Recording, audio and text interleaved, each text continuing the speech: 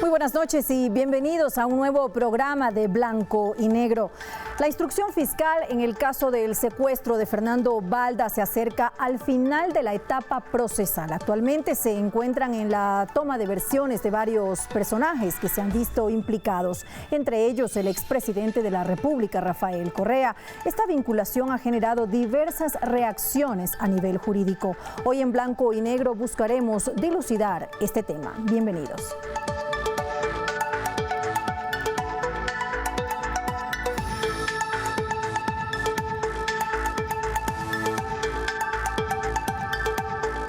El pasado 3 de julio, la jueza Daniela Camacho dictó orden de prisión preventiva, así como la emisión de alerta roja en contra del expresidente Rafael Correa vinculado al proceso que se investiga en el secuestro de Fernando Balda. La audiencia de revisión de medidas cautelares duró un poco más de 3 horas, incluido un receso. En la misma se analizaron las razones de por qué el expresidente Rafael Correa no se presentó en la Corte Nacional de Justicia el pasado lunes y sí lo hizo en el Consulado de Ecuador en Bélgica. Estas justificaciones no convencieron. Y aquí mismo fue donde el fiscal general encargado Paul Pérez pidió que sí exista una sustitución, pero ya no de presentación, sino para que el exmandatario tenga orden de prisión preventiva. El requerimiento fue aceptado por la jueza Daniela Camacho. Hemos tenido que solicitar también que se oficie al Interpol, que se haga la difusión roja. Pérez argumentó que el expresidente vinculado en la investigación del posible secuestro del ex legislador alterno Fernando Balda incumplió con lo establecido por la jueza, lo cual no garantiza su presencia en el proceso. La persona tiene el derecho a presentarse ante el proceso penal y lógicamente si es que no lo hace, pues se declarará esta figura como prófugo de la justicia. Una decisión calificada como injusta por el abogado defensor de Correa, Caupolicán Ochoa, quien adelantó impugnará lo resuelto por la jueza de garantías penales. Se ha violentado el trámite, se ha violado el debido proceso,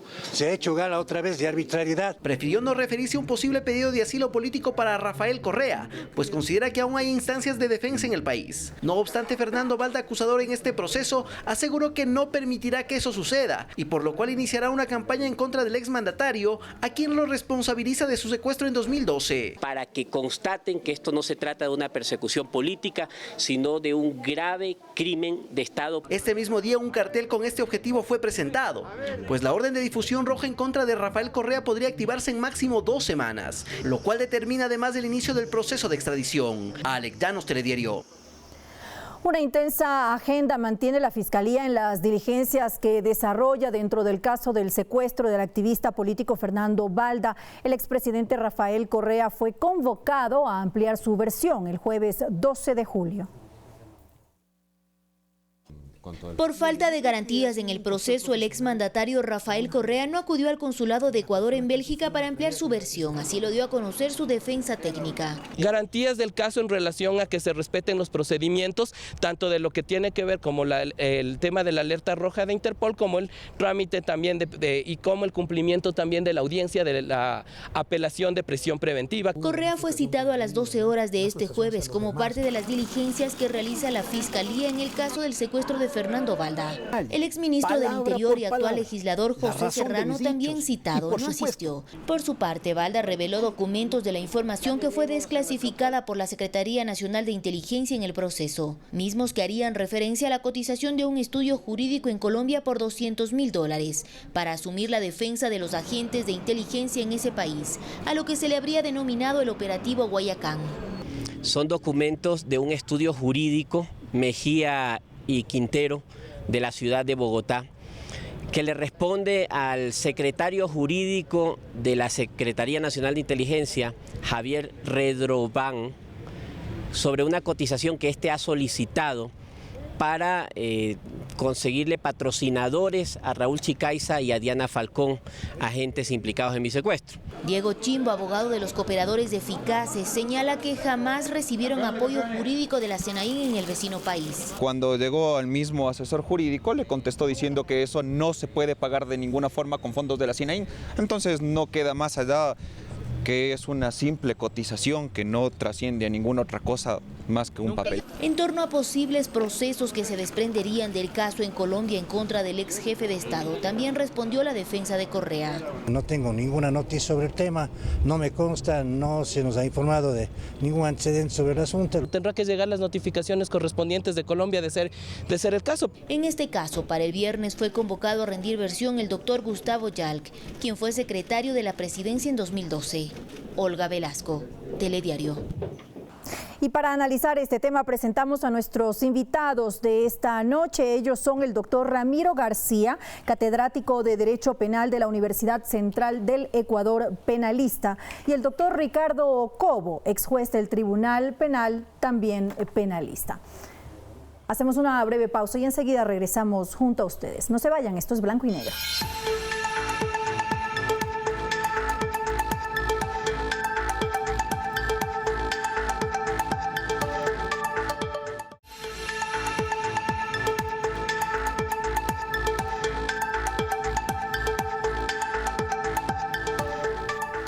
Esto es Blanco y Negro, gracias por acompañarnos. Doctor García, supuestamente hay varios elementos de convicción contra Rafael Correa que la jueza acogió y que justamente por estos elementos de convicción se lo vinculó a Rafael Correa. Pero existen pruebas lo suficientemente sólidas y comprobables para que se pueda establecer su responsabilidad dentro de una cadena de mando, o tal vez los fundamentos de la acusación de la Fiscalía son débiles. Bueno, yo creo que elementos existen. De hecho, en Colombia este tema ya se judicializó.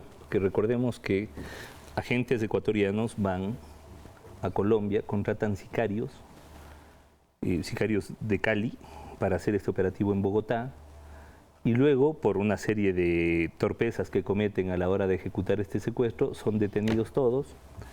Sobre todo, mejor dicho, son detenidos los sicarios, los que hicieron materialmente el secuestro, han sido procesados y ya tienen sentencia condenatoria ejecutoria y están pagando condena ellos allá. Justamente estas tres personas detenidas colombianas son los originalmente fueron 4. Que originalmente fueron... Originalmente fueron 4, pero uno de ellos se acogió... Son 5 en total. ¿5 en total? Sí, 5 bueno. en total. Pero uno se acogió a la cooperación eficaz, a la delación premiada, delató a los demás, tuvo una pena mucho menor, salió a la calle y a los pocos días lo asesinaron. Lo asesinaron, así es. Ellos son los que señalan a los 3 exagentes que están ahora detenidos. Claro, aquí. Lo que pasa es que no solamente que ellos señalan a los exagentes, sino que el carro en el que ellos se movilizaban había sido alquilado por el agente Chicaiza a su nombre. Y es más, ellos relataron cómo los habían alojado en el Hotel Sheraton el día anterior, también a nombre del otro agente que hoy se encuentra preso. De Jorge Espinosa. Me parece que es Espinosa. Entonces, ya ahorita no podemos hablar de un supuesto secuestro. El secuestro existió.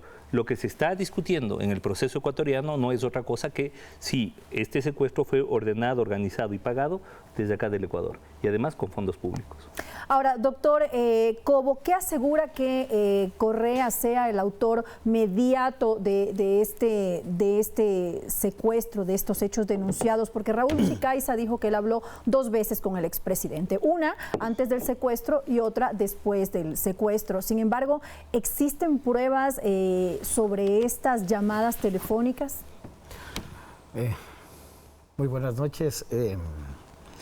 Entiendo yo que el fiscal que realiza la investigación y dentro de la instrucción en el que vincula al expresidente Rafael Correa, encuentra elementos de convicción, encuentra datos en que se presume la autoría del presidente en este tipo penal de secuestro, objeto de la instrucción fiscal.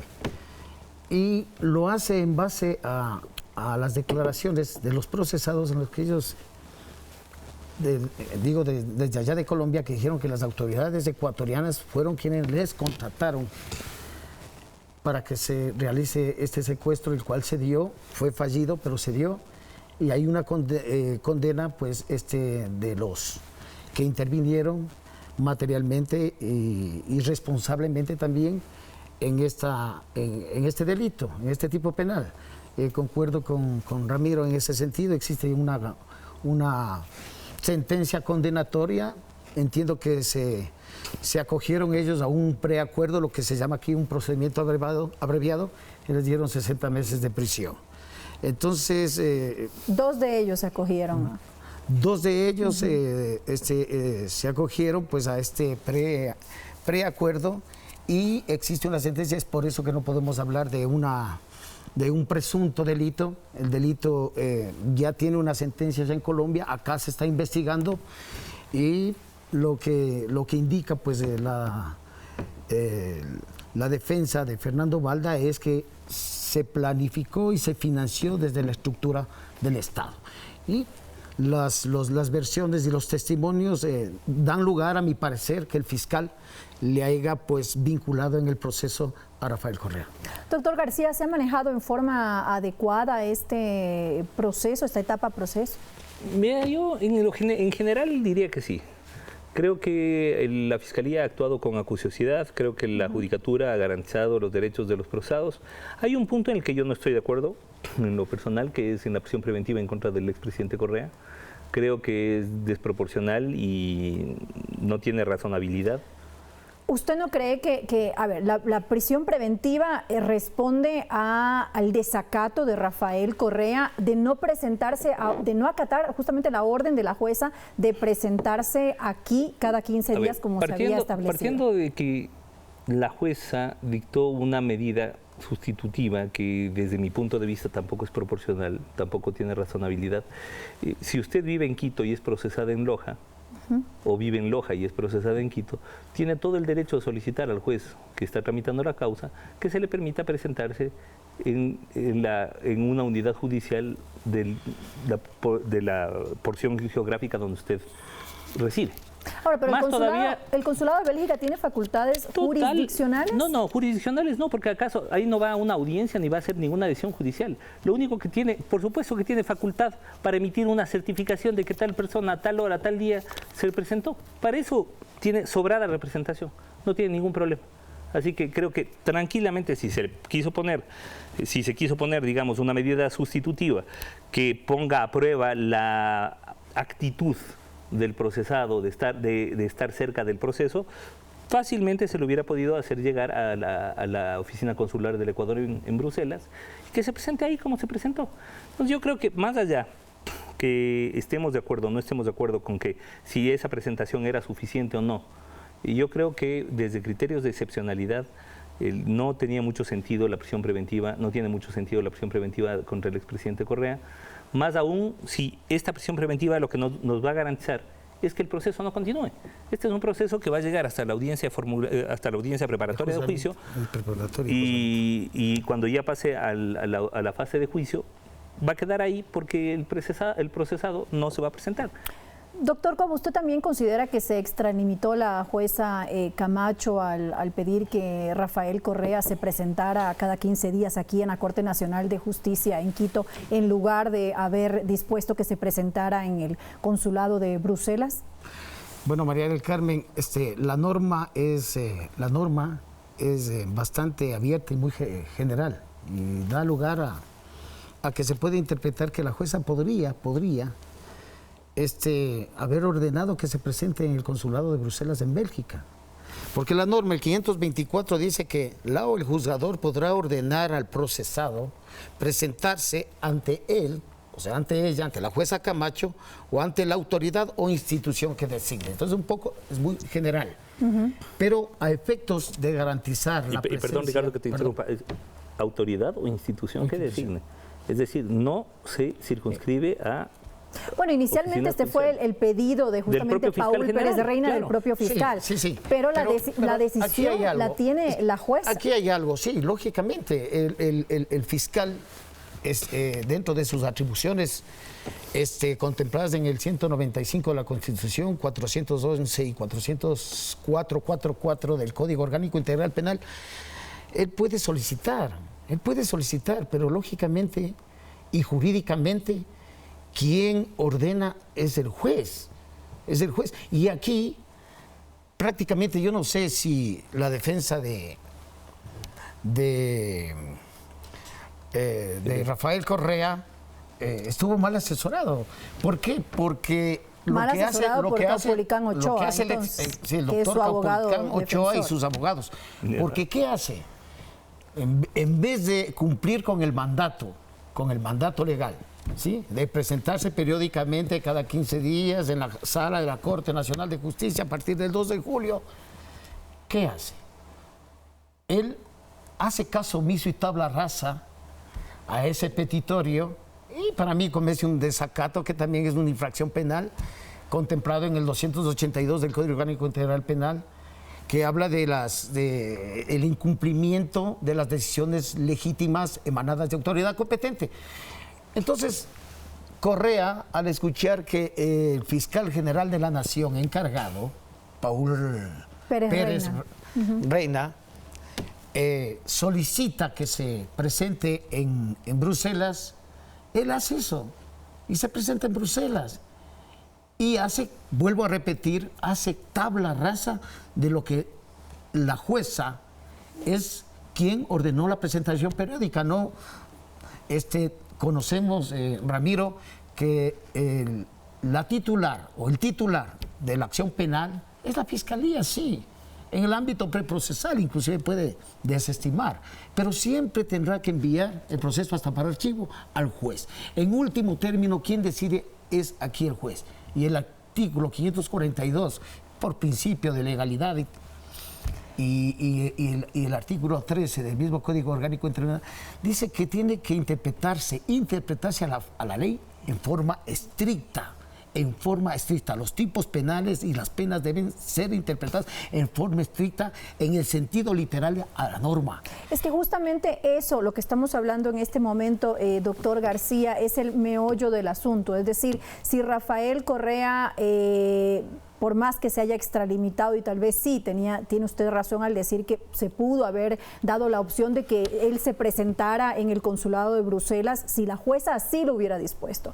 Pero luego de que la jueza ya dio una orden, esta debió ser acatada. El problema es que le entra en desacato y, como bien lo dice el doctor Cobo, esto es un delito. Y no debería más bien tener alguna otra sanción, una infracción penal que está en el una sanción por haber incumplido la orden de la jueza. Bueno, eso sería una doble criminalización, además de un procesado penalmente. A ver, primero que nada, las garantías de debido proceso funcionan igual independientemente de quién sea el procesado, de la identidad del procesado, punto 1. Punto 2, los criterios de legitimidad de una privación de libertad no se pueden circunscribir solamente a lo legal y a lo constitucional. Es necesario que no sean arbitrarias ni ilegítimas. 7.3 de la Convención Americana de Derechos Humanos. ¿Qué significa? Que adicionalmente a los criterios de legalidad y constitucionalidad, debe una privación de libertad ordenada por un juez cumplir con los estándares de la jurisprudencia interamericana de derechos humanos emitidas en ese sentido. Y la jurisprudencia interamericana ha sido totalmente clara, primero, en que la prisión preventiva es excepcional. Segundo, en que debe sujetarse a los principios de necesidad, razonabilidad, proporcionalidad y previsibilidad. ¿Y usted cree que no se está cumpliendo con esos requisitos? Evidentemente no. Es decir, está claro que Correa no cumplió tal cual la disposición de la jueza. La pregunta ¿es eso motivo suficiente para dictarle prisión preventiva? Legalmente sí. El Código Orgánico Integral Penal dice cuando no se hubiera cumplido una medida cautelar, una medida sustitutiva, se dictará la prisión preventiva. Convencionalmente, no. ¿Por qué? Porque le estamos poniendo a la prisión preventiva como una consecuencia necesaria de la no presentación o de la presentación imperfecta, digamos, porque se presentó, pero no se presentó donde dijo la jueza. Y yo creo que esto merecía un poco más de reflexión. ¿Hasta dónde es proporcional y necesario que se le haga venir a una persona 2 veces al mes, viviendo al otro lado del Atlántico? Esto me parece desproporcionado. Se trate de quien se trate. No asumamos que es el expresidente Correa, asumamos que es un migrante ecuatoriano que está procesado penalmente acá. Tendría que gastarse sobre los $5.000 al mes solamente en la presentación, solamente en la presentación periódica conforme establece la jueza. Ramiro, una acotación nomás ahí, con todo respeto, una acotación nomás.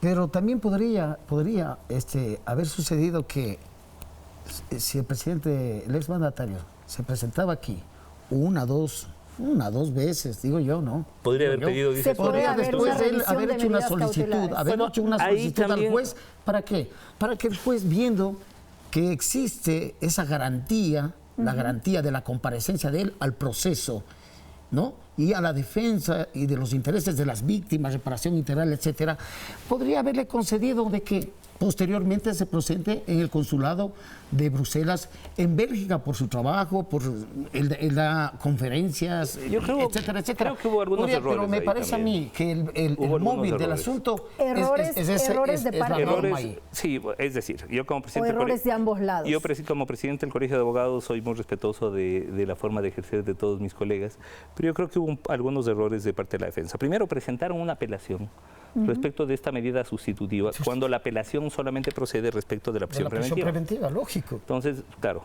perdieron un montón de días en esto. Luego, no pidieron la sustitución de la medida, sino ya hasta el final, y que se las negaron. Ellos tenían que haber iniciado solicitando la sustitución de la medida sustitutiva por otra que no haga tan gravoso su cumplimiento. Eso lo pudieron haber hecho. Y algo más que no lo hicieron antes. Lo hicieron antes de que la jueza disponga. Ellos se adelantaron pidiendo ya esa... Bueno, a ver, quien pidió la medida de presentación periódica ante la oficina consular en Bélgica fue el fiscal general, Paul Pérez. Claro, inicialmente lo pidió. Entonces, lo pidió la jueza y la jueza lo negó. Es decir, lo concedió parcialmente, pero dijo no se presenta en la oficina consular en Bélgica, se presenta acá. Aquí en la Corte Nacional. De la Corte Nacional. Entonces, insisto, yo creo que en este caso y en estos casos tenemos que ser especialmente puntillosos en el tema de garantías, no porque esté el expresidente Correa de por medio, no. Sino porque, ojo, tenemos a toda una comunidad internacional que está viendo cómo funciona el sistema procesal penal ecuatoriano. Este es uno de los casos insignia. Acá no podemos equivocarnos. A ver, vamos a irnos a un corte, pero antes de eso hay una parte de este tema que me gustaría tratar, y es si es que Rafael Correa pide asilo político en Bélgica. Recordemos que se emitió una difusión roja para que la Interpol lo detenga con la finalidad de que lo extradite. Si él pide asilo político en Bélgica y se lo conceden, esto genera una inmunidad para que él no sea capturado hasta que ese país tome la decisión, es decir, durante el tiempo en que él envíe la solicitud, no se lo puede capturar y eso queda paralizado completamente. Bueno, a ver, lo que está claro es que mientras Bélgica no lo entregue, no podemos acceder al procesado, así de sencillo. Ahora, obviamente el señor Correa como procesado está en todo el derecho de solicitar el asilo donde considere conveniente. En Bélgica creo que si no le dan asilo, por lo menos le permitirán una residencia permanente y legal, porque siendo casado con una ciudadana belga, entiendo que alguno de sus hijos es belga también. Entonces yo creo que muy difícilmente se va a dar una deportación, una extradición y todo eso, ojo, si es que no es ya ciudadano belga. Ahora, doctor Cobo, él no podría salir entonces de lógicamente, Bélgica, porque no ha cumplido con los viajar y que ha estado en Argentina. Claro, su onda turística se le complica mucho, ya eso sí. No podría hacerlo más, tendría que permanecer en Bélgica si es que recibe en Bélgica, o arriesgarse a que cualquier país le eche el guante, ¿no? Y bueno, en todo caso ahí el Interpol tendría que ejecutar pues esta orden, localizarle, capturarle, pero ojo, ¿no? Ahí viene la extradición. Entonces tendríamos que ver convenios internacionales en donde él se encuentre, pero él ya lo ha dicho, que en la casa de él es un set de televisión, radio ahí, él dicta hasta conferencias, da entrevistas, etcétera, etcétera. O sea, respecto de la residencia, pero para terminar. ¿Cómo funciona cuando se solicita un asilo político? ¿El país recibe las pruebas de ambos lados, recibe las pruebas de la justicia ecuatoriana en este caso y también las pruebas de Rafael Correa, de los abogados de Rafael Correa, y tienen que analizar y decidir qué posición tomen? Perdón, sigue. Bueno, primeramente quien va a solicitar el asilo político es Rafael Correa. Él va a indicar que es perseguido político, ya lo ha dicho, que aquí no hay garantías para que él venga acá, justamente por esta situación. Va a pedir el asilo político y eso va a frenar, para mi concepción, va a frenar la extradición. Doctor García. Va a frenar la extradición. Yo creo, a ver, el señor Correa, que es quien solicita el asilo político, presentará sus evidencias de la supuesta persecución política. Seguro se notificará al país también, el país emitirá un pronunciamiento y presentará las pruebas respecto de la no injerencia política en este caso, pero veo muy difícil que logremos extraditar. Recordemos que en países con institucionalidad bastante menor, como Costa Rica, México, Panamá, etcétera, nuestros políticos no han podido ser deportados. Me refiero a los casos, claramente caso Dajic, caso Bucaram, caso Verduga. Creo que Ramiro, son casos más que ahí estaría complicado. Ramiro. Entonces el Estado. Bueno, tenemos que hacer una breve pausa, pero enseguida regresamos con las conclusiones, así que no se vayan estos blancos.